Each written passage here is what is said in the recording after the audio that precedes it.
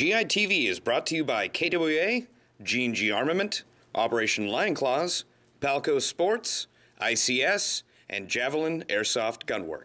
Welcome back to GITV. I am here with Sergeant Scott Graham. He has been a guest on GITV before, but Scott, why don't you go ahead and introduce yourself for some of the viewers that probably haven't seen you before. I'm Scott Graham, and I think the reason I am here today is because I have 25 years of law enforcement experience, and my current assignment is that I am a officer-involved shooting investigator. That is exactly why we brought you in, Scott. I want to talk with you with regards to officer-involved shootings, how it relates to airsoft guns. How often do they happen? Is it a big thing? The officer-involved shootings I have handled, there has not been one airsoft gun involved. I know that it does happen. The ones I've have always been actually real handguns, or situations where people aren't doing what they're told. They're not going with the program, and they're not doing what they're supposed to with their hands. And so they end up getting shot as a result. So they end up getting shot as a result. Okay. I find that interesting that you say that, because one of the reasons why we brought you in is because there's a lot of legislation going through California right now to ban airsoft guns, because legislators and the public think that since airsoft guns look so real, they're causing all of these shootings. I don't see it happening. Okay. All the shootings I've handled, like I said, not one airsoft gun. It all comes, the shootings are happening because of not what the people have in their hands. Some of them are.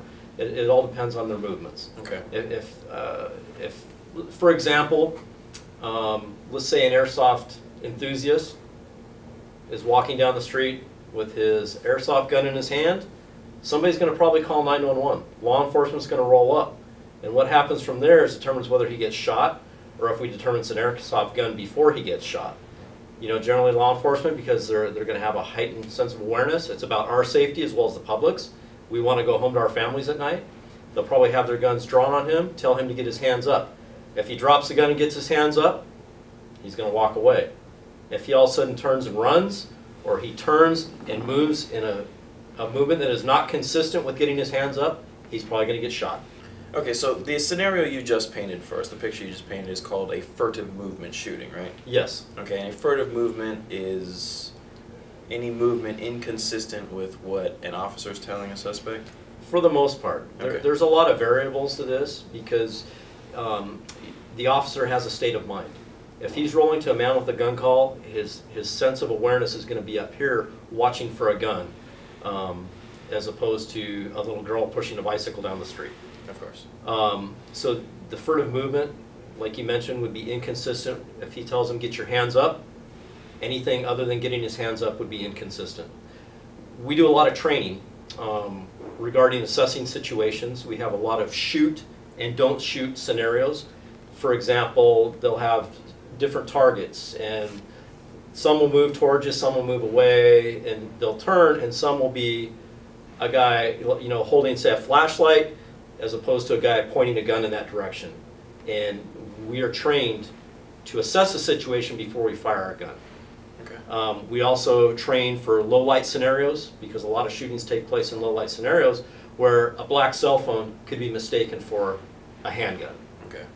Does that make sense? That makes perfect sense. So what you're kind of telling me is that these officer-involved shootings with regards to airsoft guns aren't necessarily happening because of what the person is holding, but because of the scenario, and they're probably not doing what they're being told to do. That's correct. Okay, so that is very eye-opening. It's very, very educational, and it's good to see that you guys, from a law enforcement standpoint, are taking the precautions, or taking the steps to train law enforcement officers to address these situations. On the complete flip side of that, you know, we're kind of bridging the gap here, you know, as far as educating the public goes. From an airsofter's point of view, or from an airsoft retailer's point of view, we're doing everything we can to educate our customers, to educate the public as to the risks with using and handling an airsoft gun.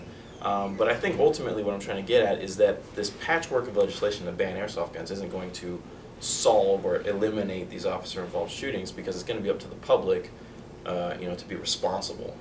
Would you have anything to add to that? Yeah, absolutely. It's just like anything. Real firearms, replica firearms. It all comes down to the person handling them and are in possession of them to be responsible.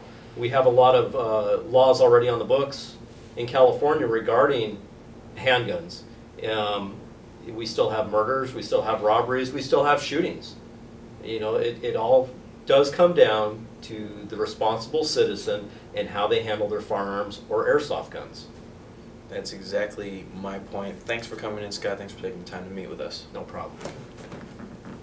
Airsoft GI TV would like to thank Condor Outdoor, Elite Force, Contour Camera, Aries by Z-Shot, G-Code Holsters, and Vism by NC Star.